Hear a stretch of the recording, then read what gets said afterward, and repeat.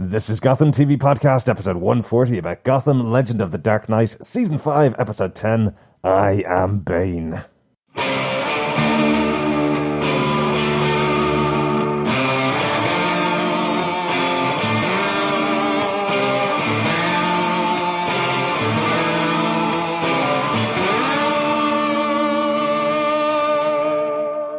This is Francesca Root Dodson. I play Echo on Gotham. You're listening to Gotham TV Podcast. I'm David Mazuz, and you're listening to Gotham TV Podcast. Hey there, this is Andrew Sellon, Mr. Penn, and the ventriloquist on Gotham. And this is Scarface, and you're listening to Gotham TV Podcast. Yeah, and you better keep listening, you hear? This is Robin Lloyd Taylor, and you are listening to Gotham TV Podcast. Welcome back, fellow Gothamites. This is Derek, one of your hosts for Gotham TV Podcast, and we are here with episode 140 of Gotham TV Podcast, talking about season 5, episode 10 of Gotham, I Am Bane. I'm sure everybody's trying out their Bane impressions at the moment. Yes. A bit more Tom Hardy, John. Oh, yes. A bit less Tom Hardy, John. Yes. And I am one of your other hosts, John. Welcome back to our full spoiler-filled review and discussion of episode 10, I Am Bane, fellow Gothamites and fellow detectives. Yes, third last episode of this season of Gotham, and we are kicking right back into the main storyline. Main storyline obviously involves Bane and the cutting off of Gotham from the rest of the world, and hopefully this patching back up, the return of Gotham, and the bridges back, effectively. So this is carrying on that main story in this episode. Yes, it certainly is. But to follow on with season 5 of Gotham over on Gotham TV Podcast, please head on over to subscribe to the podcast over at gothamtvpodcast.com, where you can join any good or evil podcast catcher to listen to our full spoiler-filled discussions on this season or any season of Gotham. Plus all of our interviews with all of the cast that we've been interviewing over the last 5 years as well. It is about time that we start talking about this, though, John. Obviously, we're getting to the end of Gotham, which means that Gotham TV Podcast, as it is at the moment, obviously won't be covering any future series of Gotham, sadly.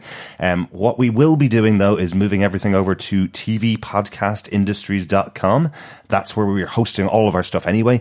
You'll get all of our coverage of the Gotham show, all of our coverage of the Marvel Netflix shows, which we've been doing over in Defenders TV Podcast as well. They're also ending, as you may know. So all of our content will be over on tvpodcastindustries.com, along with some brand new stuff that we'll be covering. I know for definite we'll be covering Good Omens, the brand new TV show over on Amazon Prime, which is coming from Neil Gaiman, a great book that he did with Terry Pratchett a number of years ago. Really looking forward to covering that. Yeah, exactly. So it's all changed for Gotham TV Podcast and for Defenders TV Podcast as these shows come to the end of their creative runs.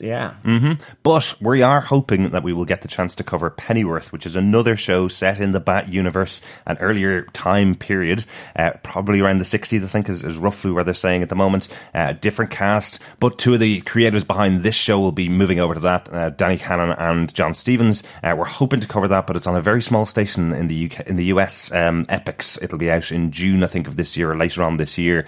But we're not too sure what the international coverage on that is going to be, and we're not even too sure how many people in the US are going to be able to watch that show on Epix. Yeah, it'll be an interesting one to see. Certainly some of the photos have come out now on this, so it certainly looks like a really good kind of period piece of how Alfred Pennyworth met the Waynes. Absolutely, yes. So really good, yeah. Yes. And a bit more of his backstory, which I think, has been sort of exposed, revealed, peeled back so nicely by Sean Pertwee in this 5 seasons of Gotham. So it's a real tribute to him that this show is possible because of what he has achieved on this show. And it's a shame he's not involved with it, but hey, I suppose there are reasons for that. Maybe certainly it being set in the past, so there needs to be a younger Alfred Pennyworth, but certainly it is down to the portrayal of Alfred in this show by Sean Pertwee. So it is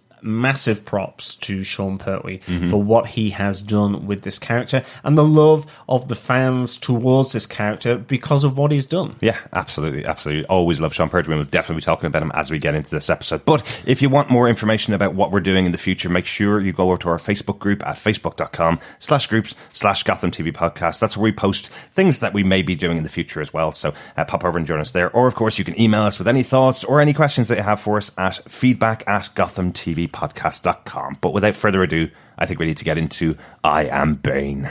Yes, Derek, what are some of the episode details? Well, this episode was directed by Kenneth Fink. We spoke about him a few times so far on the show. He's been with the show since season 2 with Mommy's Little Monster. He came back in season 4 for The Demon's Head, and he also did one of the final episodes made for this season, which was the episode Nothing's Shocking, where we saw the return of Mr. Penn and the ventriloquist. That was actually moved up to episode 508. And then we have this episode. This is his episode for this season, episode 510. A really good director we've talked about many times. Yeah, absolutely, absolutely. And who's it written by? Yeah, the episode is written by James Stottero and Chad Fivish. They've only just joined Gotham for this final season. They wrote episode 504, Ruin, at the beginning of the season. And they've also done a couple of episodes of Krypton. They've worked together many times over the years on Vampire Diaries as well. So great to have them on board in this final season doing some really interesting episodes. But John, do you want to tell us what they gave us with your synopsis for the episode? Sure. With the arrival of General Wade, Gotham is on the brink of reunification. Elsewhere, Barbara must postpone her trip off Gotham with Oswald and Ed Nigma as her contractions begin as she turns to Lee Tompkins for help. But as the good news is delivered to Jim Gordon and the reunification of Gotham can now begin, Jim and Bruce Wayne find themselves face to face with a transformed Eduardo. Bane kidnaps Bruce, Jim and General Wade and are brought before Walker, who reveals herself to be Nyssa Al Ghul, the daughter of Ra's al Ghul. As Nyssa plans her revenge, sending Bane after Barbara Keene, Hugo Strange turns his attention towards Jim and the Bane process. However, as the venom hits Jim's veins, he manages to escape. At the same time, Bruce also manages to thwart their captor, and along with Wade, they escape back to the General's headquarters. At the hospital, as Barbara gives birth to her newborn daughter, Bane attempts to capture her, but is stopped by Alfred and Selina. But Alfred is seriously injured as Bane appears to break his back. Meanwhile, back at the military headquarters, as the good news filters through that Jim is a dad, a chipped General Wade executes Nyssa's plan and confirms Executive Order 386, the destruction of Gotham. Again, yes, more and more explosions in Gotham. There's been so many over the seasons, but yes, we're back again with some more explosions going off the helicopters flying overhead, blowing up the city. Looks like they may have accomplished the plan. Yes, Gotham is to be no more once again, indeed. Will it survive? Who knows? We will find out for sure. I think it'll survive for at least 2 more episodes. But let's see what's going on in our case notes for this episode. Case note number 1, gotta be a big one, really. He is Bane. Yes, we've seen Eduardo Durance throughout the season. He's a big part of the show. Obviously, been a big character on the season so far. Last time we saw him, he was stuck on a spike, basically, in the middle of Gotham City after being beaten by Jim Gordon.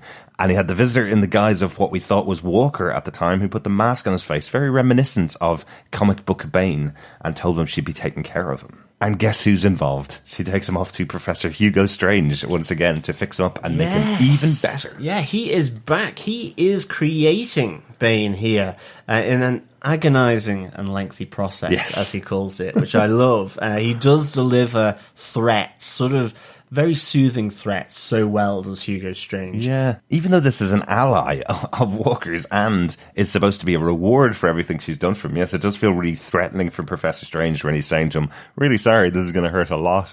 Just to prove, for all those people that keep calling this guy Dr. Strange, he has no bedside manner. He is Professor Strange. He's a scientist and an evil one at that.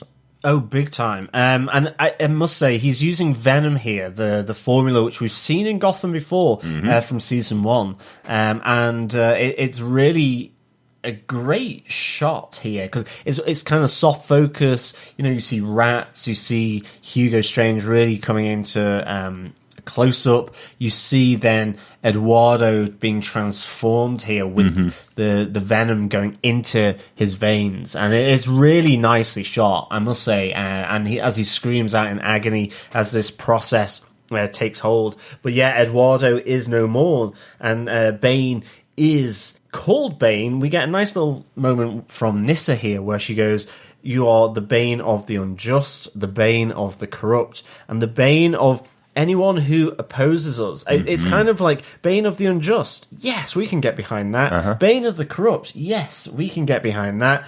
Bane of anyone who opposes us. Say that again? What? Okay, you are a megalomaniac. Yes. Okay, grand. Exactly. And it is nice to kind of seal off this storyline that's been going since the first season. As John mentioned, we saw Viper back there in season 1, which was giving people powers and giving people strength. It turned into the Venom formula later on in later seasons. And now, finally, it's entering the bloodstream of Eduardo Durance to turn him into Bane. So we finally have this storyline paying off after 5 seasons. That's kind of cool that they've been able to do that. Yeah, absolutely. It's a testament that they're able to use the stuff from earlier seasons and earlier story arcs really nicely here to bring Bane forth into this show, ultimately. Yeah. Obviously, with the episode being called I Am Bane, he's going to feature quite heavily in all of our points throughout this episode. The only thing I do not like, I suppose, about his appearance in this show is the episode's called I Am Bane, and we don't get a moment where he says that line. I was really expecting it. There's a couple of moments where he goes, Eduardo's gone, there is only Bane. I was like, oh, you're so close. Yeah, no, absolutely. But I think we get the gist that he is Bane. So, I think we can cut a little bit of slack there. Of course. I think they've just, throughout the season, I think they've actually named a lot of episodes out of things that have been said in the episode. A lot of dialogue that's been in the episode. I just expected it at many moments throughout this. But let's go on to case note number 2. Gordon and Bruce and this brand new General Wade have been kidnapped. A fully powered Bane arrives to take Jim and the General captive, and they're all brought to Hugo Strange's hideout. I love this kind of arrival of them all. The army doesn't seem hugely effective, the people that General Wade has brought along with him. They don't seem to be too bothered by the fact that smoke bombs are dropped at their feet until Harvey goes, everybody inside. They don't seem to move. Yeah, I mean, there are a few moments, I think, when the sort of gas canisters are being chucked in, that a few of the army people are kind of just like looking at them going, oh, look at that. And then the gunfire starts and all hell breaks loose. Really interesting. Just after they're kidnapped, you have Harvey racing down the road firing his pistol at them, and it's just kind of like, where were you, Harvey Bullock? Were you hiding, or were you back in the precinct as this kidnapping took place? But certainly, we do see this powerful Bane arrive, where he's able to take bullets that are fired at him. He certainly has a powerful grip, as I think he crushes like the neck or the head of one of the military guys. So yeah, but they're taken to Hugo Strange's hideout, as you've said, Derek, and that can only mean one thing, and that is probably agonizing and lengthy processes. Absolutely. Yes, we get this kind of confrontation between Jim and Eduardo when they get there, effectively, when Jim wakes back up. And we hear the story of who Eduardo Durance is and what he's gone through. We knew that he was in Penadura, back from the episode Penadura from earlier on this season. But we hear the story of the kind of treatment that he was subjected to. He's the only one that survived from his squad, who were taken captive by Penadura and put in prison in Penadura, and we hear that the prison wardens effectively used to make them get buried alive and then dig their way out, and then if they did dig their way out, then they'd bet on them and put them even deeper in the ground to dig their way out again, and do that over and over again. And what we hear is this kind of broke Eduardo Durance's mind, and he had to create a brand new person. He's the one that won it all, and that brand new person is Bane, effectively. Yeah, it's a real nice nod back to The Dark Knight Rises. Mm-hmm. And I think, speaking of rising, and that word, when Walker comes in, Bane uses that. And it is that sort of nod to Tom Hardy, with the kind of sound where he tells Jim Gordon to rise. He goes, I said rise. And it is very much a callback to Tom Hardy's voice here. So that it's a nice little nod to that, I think. Yeah. And certainly, what then follows is simply that Bruce needs to get some detective skills. He needs to hone his detective skills a little bit more. Maybe they've fallen out of practice with them since Gotham has been cut off, because he's been worrying more about sort of going after Jeremiah and that kind of thing, the water purification. So we have this moment where Jim is effectively having is being used as a punch bag by Bane every time Bruce gets a wrong answer as to who Walker is. And it's all because of Bruce and Barbara killing Ra's al Ghul that Nyssa is here and wants to have her revenge. Yeah, it feels like she's really underlining it. It feels like she's giving him every clue she possibly can. As I said on our video over on YouTube, it feels like she's going, okay, 3 syllables, you killed my father, I know you never met me before, but all I need to hear is, I'm Ra's al Ghul's daughter, that's all I'm looking for, and then maybe Jim won't be beaten up anymore, you know? I do like this idea, though, that she's going after the people that Bruce loves. This is the punishment that she's going to deal to him, is beating up and killing everything that he loves, or at least beating up and hurting everything that he loves, because that feels like a true villain version here in Gotham. It seems like somebody who's going to know Bruce so well and punish them properly is going to go after all the ones they love. Great idea, I think. Absolutely, whilst also carrying out the League of Shadows plan, which is to destroy Gotham. Yes. So she's kind of killing 2 birds with 1 stone here, carrying out her father's plan, but not entirely, because, she's got Bruce, and then she is also going to go after Barbara as well with Bane. You get that really nice moment, really, where, she talks about the League of Shadows being everywhere, and you have that nice moment at the end as she's going after Barbara, and she's at the Sirens, because a lot of the people killed in the Sirens bar were the women from the League of Shadows that Barbara managed to pull towards her after she had killed Ra's al Ghul, after she had absorbed that energy. Yes. And I think that's another interesting thing. How will that play out here? Is that still in her body? Does that give her regenerative abilities? Or will it sway Nyssa's plan or something like that? Because she does have this kind of spirit of Ra's al Ghul in her of some kind. And I think, that has really laid dormant for a while now with regards to Barbara's story. So it'll be interesting to really see if that sort of comes back into the fore again, or whether it's been transferred to the newborn baby. Perhaps, yeah. I know that's the reason why she was able to kill Ra's al Ghul last season. She had to be the one to kill him because she had this energy inside her, I suppose.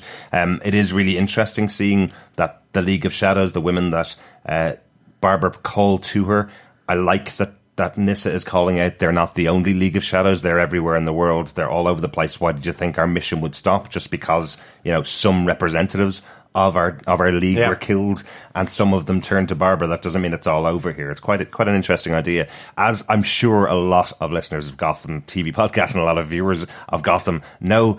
This storyline is similar to the storyline in The Dark Knight Rises, where we had Talia al Ghul in there. Again, different from the comic books. That's not a storyline that was in the comic books particularly, but it's very similar to the storyline that we saw in that movie. So the big rug pull here, obviously, that this is the other daughter of Ra's al Ghul, Nyssa al Ghul, is the important part here. It's something that we were all a bit surprised about. We talked about it a few weeks ago, that we thought it was going to be Talia, purely because of our knowledge of the movies.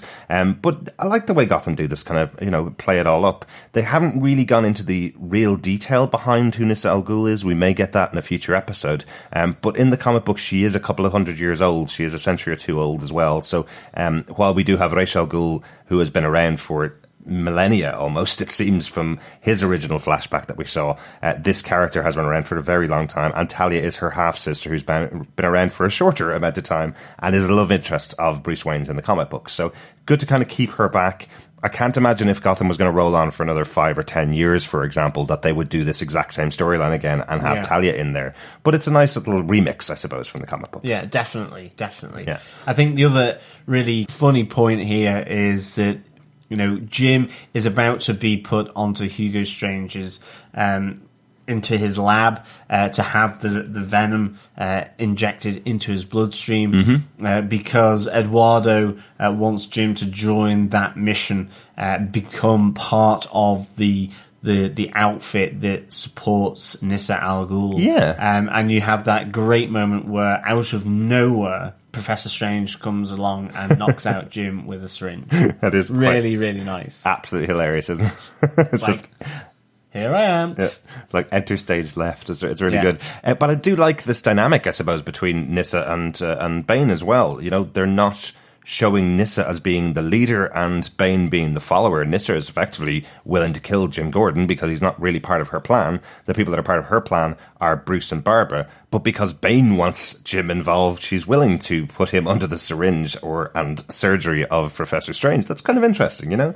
They seem like co-leads of this group as opposed to him being her henchman, I suppose. Definitely. It's a good dynamic, for sure. And I must say, no, she kind of does fade out of this episode as Bane really causes absolute mayhem in the hospital, which is an excellent. I mean, this hospital. But I think on to case note number 3, because this kind of introduces the whole element of the hospital, really, or it's where it comes from, which is Oswald and Ed are ready to launch the sub. Barbara is along. She's there, heavily pregnant, and there is an issue of potentially that there may be too much weight in the sub because Barbara obviously has her unborn baby. Yes. And there is this this great sort of exchange between the three of them where Barbara says, well, just get rid of some of your trinkets, Oswald. You know, you've piled this submarine full of your bits and bobs from your vault. Yeah, I really like that moment as well, because the response from Oswald when being told to get rid of his stuff is kind of going, do you know what is worth its weight in gold? Gold is. Gold is worth its weight in gold. Absolutely. Hilarious stuff. But only Ed, of course, could propose that to a woman who's pregnant coming towards him. Can you just weigh yourself, love? Because maybe if you get on board this boat, this submarine, and you're, 1 ounce over the weight that we've managed here, well, the sub could go right to the bottom of the river and we could all die. It's only Ed with his cold, calculating manner who's able to deal with it like that. But we find that Barbara is obviously much smarter than they believe she is. And it doesn't happen in this particular scene, obviously, because she gets nowhere near the sub. But she has taken a piece of the sub with her to make sure they don't leave her behind. That's kind of a cool idea that she's taken some kind of valve, some kind of pressure regulator, which means that the sub won't start. But she has to go to hospital here. Yeah. And she's gotten this at some other point, but it's in her handbag. But she heads off to the hospital and she goes for help at the clinic from Leslie Tompkins as well to help deliver the baby. And so it's a really nice moment as then Ed and Oswald look to go and leave her high and dry in Gotham as she has gone to have her baby, only to find that then she has made off with this pressure regulator to really have a bit of control, and because she doesn't trust him ultimately, and of course who would, and we have this great moment where it's like, well, you betrayed me first. Well, no, actually it was second. And in the hospital where they're trying to kind of say who started this, it's almost like a playground, a school playground. It's like, no, you started it. No, you did. No, we were the second ones to do it. No, you were the first ones to do it. And all this blame game, whilst Leslie's there going, well, you're pregnant. What is all this about? Because she doesn't realize that there is this plan to escape Gotham by submarine. Yeah, absolutely. And amazingly, this is the 10th episode of season 5, and this is the first time we've had any interaction between Ed and Leslie Tompkins. They were so important to each other last season. They had worked all the way through the Narrows, being on each other's side and supporting each other, eventually to the end of the series where they both stabbed each other. And we do get that first reunion between the two of them, and Ed just looks at her going, I'm not here for you, but you did stab me first. Nice little moment. Absolutely. Also, a great Oswald and Ed moment when Oswald does, as he always does, takes his gun out as he would to threaten anybody to get what he wants. He takes the gun out of his pocket, and Leslie, with a hugely shocked look on her face, goes, "Why are you pointing that gun at the baby?" And Ed stands up and says exactly what Leslie said: "You did point the gun at the baby." Absolutely love it as Oswald screams his apology to the unborn child. Really, really good, but ultimately Bane arrives here then at the hospital, at the clinic, which is phenomenally Gotham in how he just bursts through the door. A nun seems to run at him, a hospital nun, a nun nurse, whatever you want to call them, is dispatched to try and stop him, but he simply crushes her, killing her, and then just hits the bell at the reception like at a hotel, and then uses the mic to say he's coming for you, Barbara, which is very Dawn of the Dead, George Romero, in how it's done. And of course, you have this wonderful, wonderful moment where then effectively Ed is prepared to kind of keep these thugs and Bane. They don't really know what they're up against, but at bay, whilst Leslie and Barbara escape with Barbara in a wheelchair from the hospital. Yeah, absolutely. I have to say, I love this arrival from Bane when he gets here. This nun is amazing. Anybody that runs at a guy of this size walking into the building, especially in Gotham, you got to give her props. Got to be like hero nun of the episode. Really cool. Another touch here that's very like Dark Knight Rises. How Eduardo Durance is holding the microphone there is so like Bane in the stadium in Dark Knight Rises. That moment where he's calling out to the audience that he's about to take down the city of Gotham and they need to stand behind him and take down the 1%ers. It's so similar to how he's holding the mic in this scene. Really definitely does have the same feeling about it. Really enjoyed that. There's also a moment later on in the episode, I can't remember exactly where it is, so you'll have to watch out for it if you missed it. There's definitely a moment where Bane reaches up to hold himself by the lapels that Tom Hardy did in Dark Knight Rises as well, and notices that the lapels aren't there. There's definitely that moment where you can see him kind of considering his costume and thinking, oh, maybe I need something to put my thumbs into. Yeah, really good, really good. Nice touches. But certainly we have, I think, one of the best moments in this episode, at least for me anyway, where we have Barbara in the wheelchair making her escape, being pushed by Leslie Tompkins, and we have first-person shooter Barbara as some of Bane's goons are trying to stop her, trying to get her, and you just have this first-person shooter perspective with Leslie Tompkins doing all the driving of the wheelchair. Yeah. So, I mean, it is literally pregnant lady, wheelchair, driven by her ex's new wife with two guns, shooting these people coming to attack her. Amazing.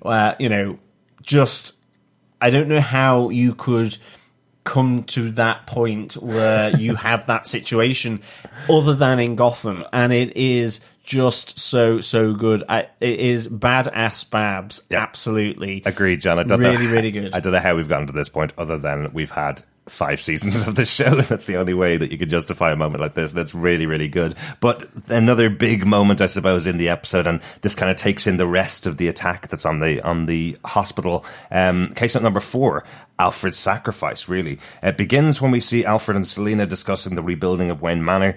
Quite an important moment for the two of them, really. Definitely. Where we have this idea that Alfred is effectively saying, well, my relationship with Bruce has kind of come to the end. I'm no longer going to be needed as a guardian because he's turning 18 very soon, and that means that effectively he's going to have to step back and leave him to be the adult that he is and do what he wants to do. I think it's a really interesting conversation between the two of them. He says that potentially he's going to be rebuilding Wayne Manor, and once he does that, then he'll just stay back and watch over Bruce and not be able to be in the lead anymore like he has been for the whole series of Gotham. It's a big moment really for Alfred. But I do like that he does mention that nothing is ever the same, so he won't be rebuilding Wayne Manor exactly as it was before. There may be some extra little alcoves or gigantic caves or, phones that control bat poles that get you into a bat cave. Yeah, I mean, his sacrifice, though, comes because he's thrown to the hospital by Bruce, who has managed to escape his binds. Really good moment where we see Bruce burning through the rope that's tied him to the chair. Yeah. Quite a lot of fire here. I suspect the grimace on Bruce Wayne's face is actually because he is being burnt here. Yeah. There seems to be a lot of flame on that rope. It's a wooden chair, and he's sitting on the plastic piece of it, and that flame, I know some of it is CGI, obviously, because I don't think you'd have David Mazouz that close to fire, but it seems like a lot of fire. I'm surprised the chair wasn't burning very quickly. I absolutely love his breakout. You're right, that moment where he effectively breaks the bonds just as the guys come into the room, and he picks up the chair and smashes one of them in the head, knocking the gun to shoot the other guy in the neck. Great moment. Yeah, really well choreographed. Yeah, a little sort of tranquilizer dart to the other guy. But he escapes here at Nisra Al Ghul's hideout or headquarters and manages to get a message to the GCPD, where Alfred picks this up and he's asking Master Bruce whether he's all right, and he says, I'm fine. Bruce, along with Jim, rescue General Wade, and so Bruce tells Alfred to go and help Barbara at the hospital because he knows Bane is going there. off Alfred goes to try and rescue Barbara and Leslie Tompkins. Yeah. And of course he does, because you have that classic moment where after having just given birth, Barbara is looking at her newborn daughter, and Bane comes out of floor 2 or 3 and lands looking at them. Supervillain landing. Supervillain landing, indeed. All hope looks lost until you get the bright lights of the car being driven as Alfred smashes into Bane, knocking him off, and he's able to get Barbara and Leslie Tompkins into the car. But, and I think this is the really nice moment, because Bane is this total unknown for everyone in Gotham. You hear Selina warning Alfred to, just get in the car and let's drive away. But Alfred, probably with his military training, he's done this with a lot of Jeremiah's goons as well, feels he can take this guy on. And it becomes very apparent very quickly that he can't, as Bane really does smash him down. Absolutely. In the same way, you hear him telling Selina to get back in the car with Leslie and Barbara, but Selina's going to stay. Selina says the two of us will take him down together. She gets a swift hand to the face from Bane, knocking her out or knocking her down immediately. And then we have a little bit of a battle between Alfred and Bane, but he's completely outmatched here. We see him bloody and broken before even being picked up by Bane. And when he's picked up, we get this great comic book moment from the original issues where Bane appeared. Nightfall is the one that probably people best know Bane for, because he breaks the back of Batman. That's probably his biggest moment, the one he's most well known for. And here, he breaks the bat in a different way. He breaks the back of Alfred, which will most likely lead to a real breaking down of Bruce Wayne. It's a really big moment, because by the end of the episode, we have Selina sitting over Alfred, looking at him, wondering whether he's alive, whether he's dead, whether he's permanently injured. We don't know, and we won't know until the next episode. Quite a big moment, really. Yeah, she's screaming for help, and none of those blasted nuns are going to their aid at all at this moment. But I think a lot of them might have been blasted by Bane's moon. Yeah, they may have been. And maybe Ed and Oswald's makeshift explosive device as well. Absolutely. Can I quickly just comment on that awesome moment between Ed and Oswald when they're being sent back by Barbara to take care of their escape, effectively, and Oswald responds to Ed going, "What do you expect us to do here? I only brought enough ammo for a light firefight."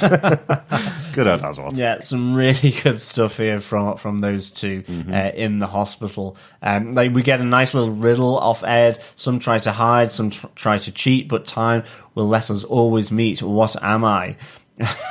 And also goes a pregnant lady with a gun, although the answer is actually death, but it's close enough, because, as we have mentioned already, that pregnant lady with a gun in a wheelchair being pushed by her ex-fiance's new wife, then is as close to death as we're going to see here. Yeah. And what a fine moment that is. But certainly, as well, Ed manages to pinch the regulator back off Barbara. So we have this kind of pass the parcel going around of this regulator. So they are able to escape from the hospital to get back to the sub. We don't see this, but they are heading back to escape Gotham. Yeah. In the meantime, Barbara and Leslie have managed to get out of the hospital and have ended up back at the Sirens. And as we say, we see here Nyssa waiting for them both, having killed all of Barbara's hench ladies. So, yeah, really, really good. Yeah, it's really interesting to see what's going to happen there. As you say, there is that big kind of question over the daughter of Barbara Keane. There's a couple of options here. Gotham does change things up quite often. Obviously, they do little remixes here and there of things that have happened in the comic books. I think everybody's expecting that Barbara Keane will die saving her daughter or saving Jim's daughter, and that's why he will name the daughter Barbara Keane. Comic book version of Jim Gordon and movies version of Jim Gordon is that he does have an older son. He has James Jr. first, well before Barbara Gordon. So they're not going that way, possibly. The other option is, as you mentioned, John, maybe this isn't Jim Gordon's daughter at all. Maybe this is something connected to Ra's al Ghul. That is why Nyssa is going to take this child away. Yeah. And it's not connected with Jim Gordon. Now, that would seem like something you might do if it was a longer season, because they have to tie this story up really in one more episode. So I'm expecting that this is just they've skipped over the fact that there was a James Gordon Jr. and we're just going to have this baby being named Barbara Gordon. It ties up the show a little neater, I suppose. Yeah, it does, for sure. But I think only time will tell in the next 2 episodes as to where they're going with this. But it's a nice kind of cliff edge ending for these two with Nyssa. Yeah, absolutely. Let's get on to our final case note. I was going to call this Gotham Gets Kerploded again, but I'm going to go for Gotham Gets Exploded again. Yeah, because we've got lots and lots of bombs being set off. General Wade, effectively, let's talk about him really quickly. They send him into the city to test the water to make sure that all of the Jeremiah gas has been freed from the water now, so they will no longer create any more killer crocs, I suppose, from the citizens of Gotham that ventured too far into the sewers. That's been worked on by Bruce Wayne and by Lucius Fox. They have cleared it. We get that confirmation from him. He tells Jim that reunification is about to begin, and they get taken captive, as we said, by Hugo Strange. But we do see that moment when Jim is about to be experimented on by Hugo Strange, and the General is sitting quite politely behind the screen directly opposite him. Did you think that he'd been experimented on already, John? I thought he was bound to a chair, so I didn't think he had been. That wasn't crossing my mind, to be honest, at the time. Yeah. As Jim escapes from the stimulant doesn't take hold because Jim is kind of, as it hits his blood, he gets this burst of energy. And exactly. He's able to escape. He knocks Hugo Strange out the way. And obviously Hugo Strange, being the coward that he is, runs rather than tries to fight. But there is the risk, and both Bruce and Jim understand that maybe General Wade has been compromised, but they check to see whether he has been chipped, because Jim is also threatened with being chipped. I think Hugo Strange says something like, first we're going to work on your physicality and your body, and then as he holds a chip up to him, he says, and then I will work on your mind to control him. So there is that risk, and Jim's very much aware of it, but they check him to see whether he has the scar, and he doesn't. Yeah. So they believe that General Wade is fine and dandy. So they rescue him, take him back to his headquarters where the army is, his military base. And ultimately, what we've heard previously from Nyssa is that there is this Executive Order 386, which, if Gotham is lost, then it will be effectively destroyed and carpet bombed. It is to give the order to the Air Force to level the city. Exactly. And what happens literally just as they leave Hugo Strange's laboratory is we get that great flick of the eyes where it goes all white and opaque and then back again as he has been activated to execute Order 386. I did think it was a bit of a weird one, though, when he was tied to the chair and Nyssa pulls across the screen in front of him. It's kind of like, wouldn't you say something? You're a general in the army. Do you not think this is a little bit weird? He seemed to be very placid sitting in that chair. He didn't seem to be fighting against or struggling against his bonds, and he was awake. So I did have the feeling that he was possibly controlled at this point. But we do find out that this was all their plan. This was the whole plan of Nyssa. She was leaving a breadcrumb trail for Bruce and Jim to release General Wade, bring him back safely to the phone, effectively, that he can call out to the army outside of Gotham and set off these bombs. This was the whole plan of Nyssa, and they've fallen right into a trap. A really good moment where you hear Bruce, the minute he hears Order 386 being called out, he knows exactly what it is. He knows exactly how bad this is going to be for the city. And they break away from their captors, Harvey, Jim and Bruce, just in time to see these missiles being dropped on Gotham. Yeah, really, really nicely done. And as the missiles were being fired and the explosions ringing out, I was like going, okay, so who's being hit by these then? I was kind of thinking, is the submarine going to be taken out by this? It's our prediction here. The next episode in 4 weeks' time is going to open with Oswald and Ed standing down at the docks looking at their exploded submarine going, we have just wasted all of our time. Exactly. I mean, even the sirens bar, will that be caught in this, this firebombing and carpet bombing? So Maybe. Really interesting. And of course, great cliffhanger because we get the credits roll, and you can feel, from the first episode, that moment where you see Ed Oswald, Jim, Harvey locking and loading their weapons to go and fight together for Gotham. You can see where this is coming to now after this attack on Gotham by the military, by a compromised General Wade ordering this 386. Which, of course, sounds like maybe, I don't know, a ham and pineapple pizza from the local takeout. 386, please. Better than Order 66, I suppose. But it's really important to point out at the beginning of this episode when Jim has his speech to Harvey, what he's saying is, it's been a year since No Man's Land was created, a year since Jeremiah set those bombs on the bridges, and Ra's al Ghul was killed by Barbara and Bruce Wayne. It's a year that's gone by, and we know that flash forward in the first episode of the season was on day 391, so that's 391 days since the explosion. So, interestingly, Order 386, possibly around day 386 of this time. Is that what it is? If it goes 386 days since Gotham is cut off from everywhere else, then you have the right to blow it up if confirmed by the General. Is that what it is? But obviously we're going to find out what that whole scene at the beginning of season 5, episode 1 was all about when we come back with the next episode, I suppose. Yeah, so a lot there for the next episode, which is not going to be released immediately. There's a little break here of a few weeks up till the 18th of April. So we have the tension and excitement to mount. I know. A lot of people obviously complaining about this. There's the final season of Gotham. We only have 12 episodes in total, and everybody's wondering why there's so many breaks in here. Sadly, as we all know, we only originally had 10 episodes in the season, and if it had kept to those 10 episodes, Gotham would be finished right now, right? Yeah. So those 2 additional episodes that they had, which expanded the season out and included characters like the ventriloquist and included other characters in there, and did that moment of the wedding between Jim and Leslie Tompkins, which we wouldn't have gotten if the series had stayed at 10 episodes. Because those episodes are there, it's now pushed it into what's called March Madness in the US, these 4 weeks where we will have no new episodes because those slots in the time schedule for Fox are being taken up with sports. They're being taken up with basketball for the next couple of weeks. So we will have no Gotham until the 18th of April, unfortunately. But it's a big cliffhanger of an episode, really. Absolutely. Let's get on to the notes, though.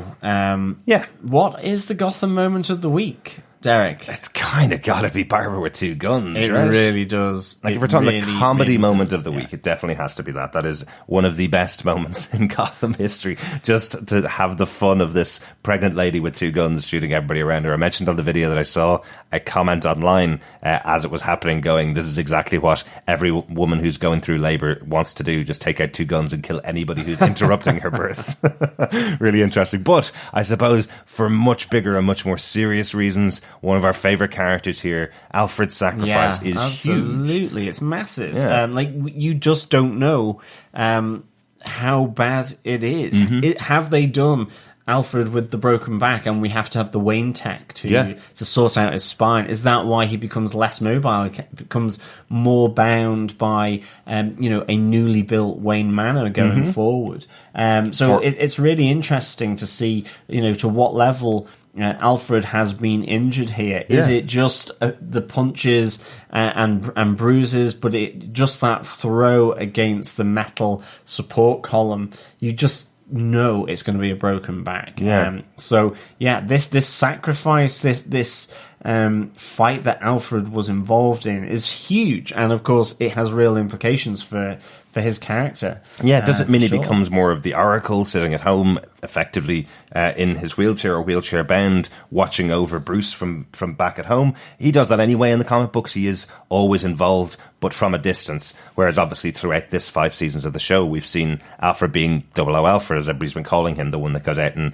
will kick ass if he needs to, really, if he needs to save Bruce. So is this going to permanently put him back at Wayne Manor when it gets rebuilt? Absolutely. I think another quick Gotham moment for me as well is the entrance of Bane at the hospital, because you have the nun on the run, or running at Bane, but also just the whole sequence with him tapping on the reception bell and pulling the microphone. So that's a real nice moment of the week, but character of the week. Well, you caught my character of the week right there, John, the nun who runs at the attacking Bane. It's really heroic of anybody in Gotham to run at an attacker.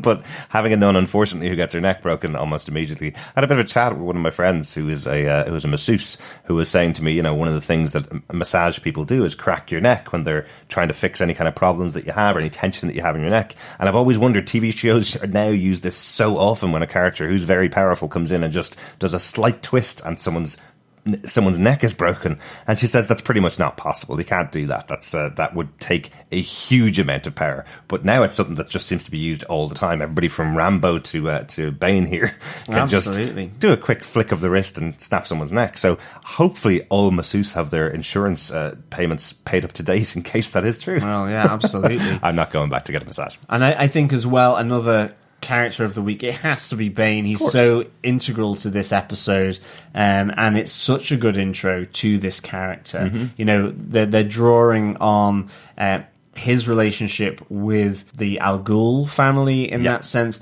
You have that backstory of Penna Duro as well with the Al Ghuls. You have the creation of him with the Venom, and of course you have the backbreaker storyline from the comics as well.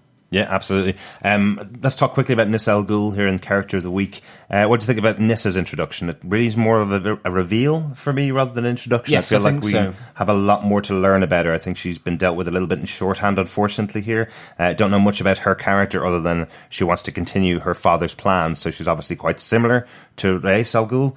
Has the same kind of focus that he had, I think, but we need a bit more from her. I think we need a bit more time with her after knowing who she is so we can get more of a sense of her character, because right now she just feels like she's just there to carry out Raish's plan, and that's it. Yeah, absolutely. So hopefully we'll see a bit more of her in the next episode. John, let's get on to ratings for this episode. How would you rate Gotham Season 5, Episode 10, I Am Bane?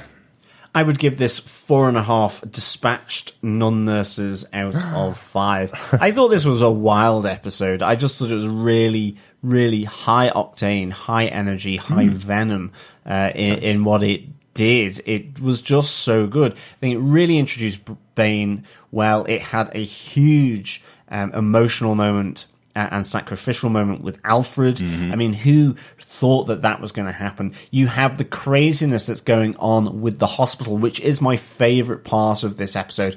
And there are a lot of favorite parts in this episode for me, but everything centered around the hospital was fun, crazy, and pure Gotham. Babs with the guns in the wheelchair, Bane coming in, Ed and Oswald and their machinations in there with Barbara, really, really nicely done. And, of course, the sacrifice of Alfred. Plus, we have Hugo Strange and the nice little twist with General Wade. You know, reunification seemingly there to grab hold of and execute, but instead it's Order 386 that's executed. And of course, it's almost like going back to square one for Jim, because you have the helicopters coming in, you know, an Apocalypse Now type moment as they fire the missiles into the city of Gotham, destroying or beginning to destroy the city. So really, really good episode again, building up to just a fantastic finale is all I can think of, really. And link back to episode 1 of this season where we see Jim, Harvey, Ed and Oswald locking and loading, ready to defend Gotham from presumably now the military, rather than any massive evil person like Jeremiah. It could be Nyssa Al Ghul as well, maybe. With Bane. So again, really connecting in nicely, I think. Absolutely, yes, it did seem to accomplish what Gotham does best, taking a bunch of stories from various different media involving Batman and kind of remixing them together, as I mentioned, I suppose.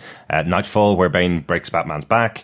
Dark Knight Rises, where we have that moment of the reveal that the Al Ghuls are there to blow up Gotham again for its sins, and doing this on behalf of the lost Ra's al Ghul, who died in Batman Begins, so all mixing all that up. And of course, throwing in a bit of Batman movie from 1966 with Penguin and Oswald trying to escape the city of Gotham in a submarine, right? So mixing all of this stuff together, really, really interesting. A fun episode. Hopefully by the end of the season, we're going to get one more 5 out of 5, John. We haven't had a full 5 out of 5 for quite a while, so hopefully they'll nail it one time before the end of the season, right? I think they're nailing it pretty well, to be honest, but certainly, who knows? But I mean, a 4.5 is practically a 5 if you round it up. So maybe I'm just trying to say it would have been nicer, you know, to have a bit more backstory on Nyssa Al Ghul. I think, as you say, little bit of shorthand really on her character, and you would kind of like to just learn a little bit more, I think. But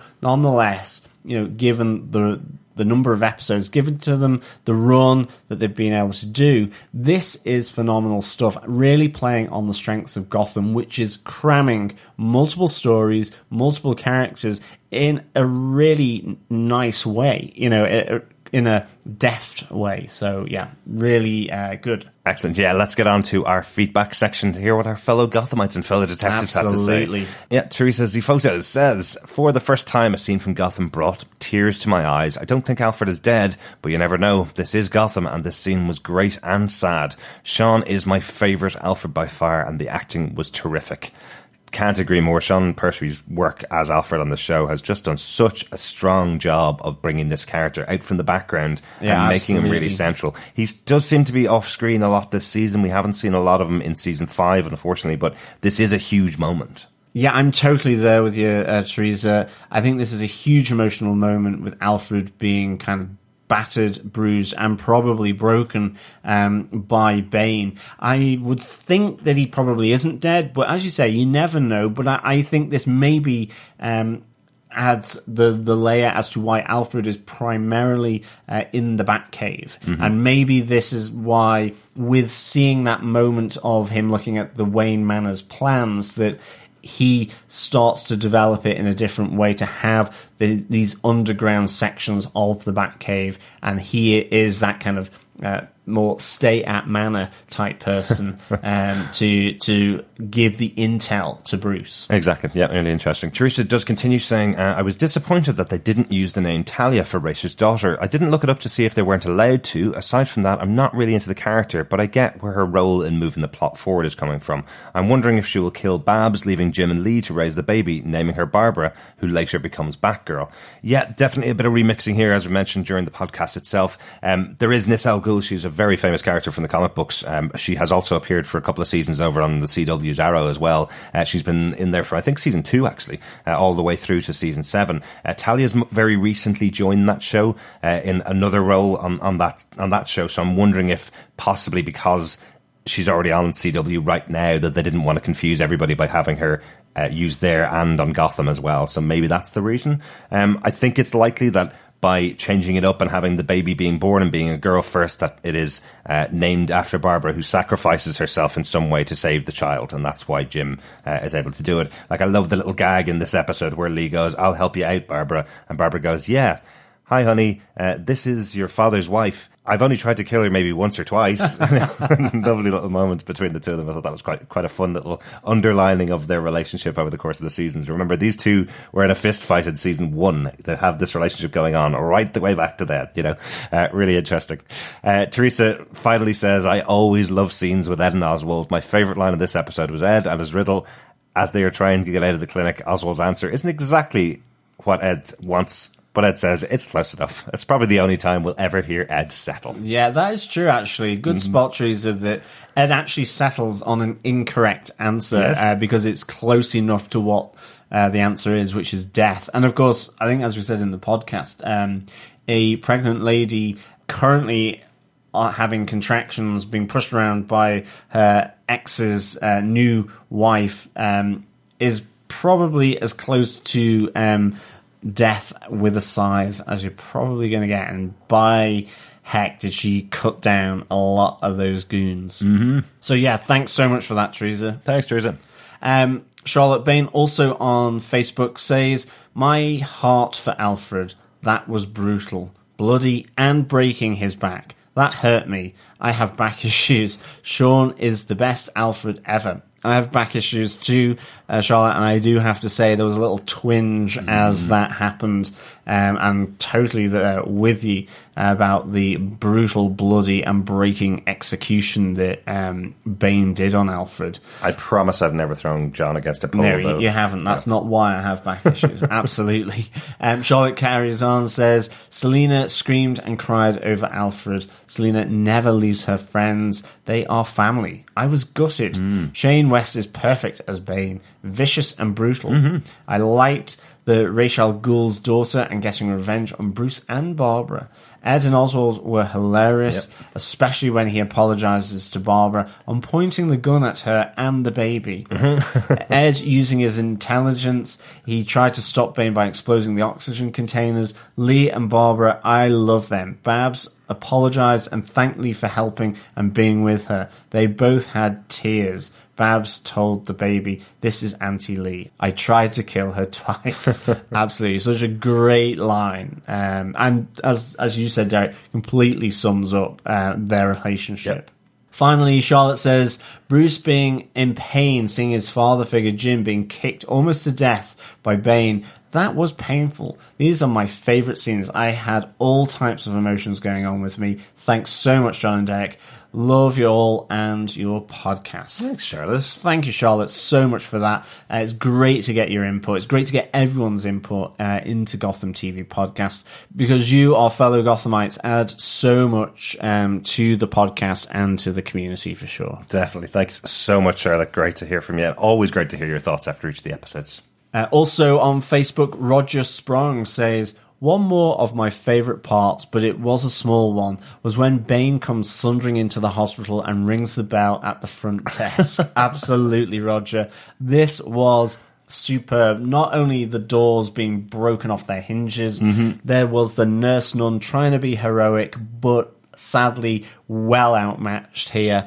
Maybe if she had a tranquilizer or a sedative that she could have injected into him, who knows? Maybe but a very big sedative there. She was dispatched pretty quickly, and then to top it all off, the ding-ding of the bell at the reception as he announces to the hospital and to Barbara that he's coming for her. Absolutely. Can I just say one thing that I thought was also very funny in the episode, now that Roger's pointed out one of his favourite points? The moment where Professor Strange injects Jim with a stimulant and is completely surprised by the fact that this stimulates Jim to break from his bonds. Kind of going, this might be a lesson for Professor Strange next time. You may want to give him a sedative and then the stimulant, perhaps, or give him something to knock him out and then give him something to build up his muscles. Absolutely. But thanks so much for that, Roger. A bit more feedback from Richard Blaze over on Facebook. He says, well, I thought at times it felt like a typical pre-finale episode, but other times it was just totally on point. Loved Bane. Spot on, cold-blooded mercenary who just wouldn't stop.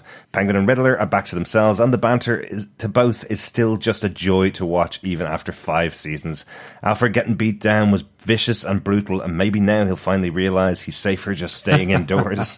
True. Bruce keeps on showing shades of who he will become, and in this episode demonstrates he has the ability to think his way out of a situation. If by chance you met a stranger who wanted to know why Gotham is or was the greatest show, you'd only have to show them one clip. Barbara, deep in labour, spinning around in a wheelchair with 2 guns a la John Woo film, disposing of the oncoming army. Absolutely, Richard.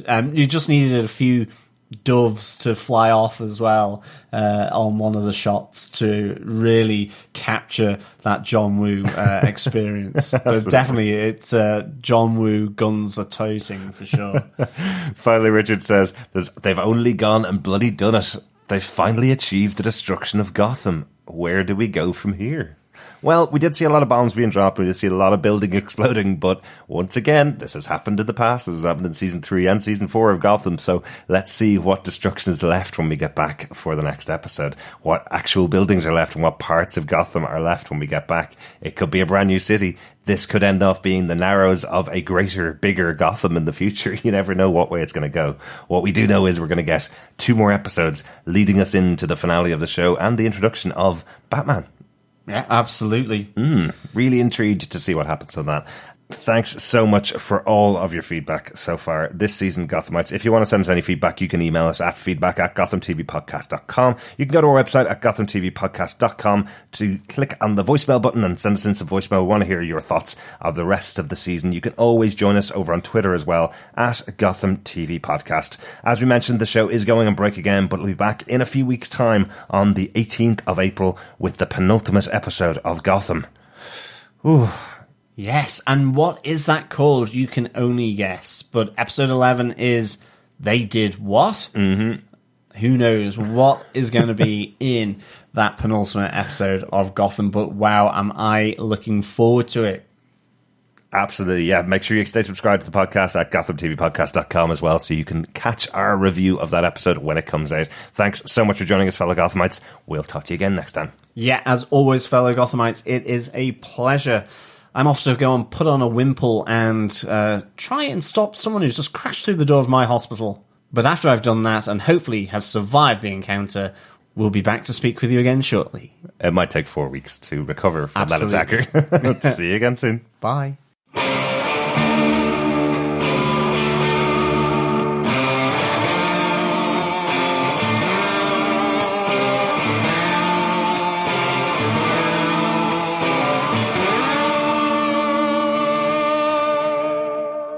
This is Andrew Sellon, Mr. Penn, and the ventriloquist on Gotham.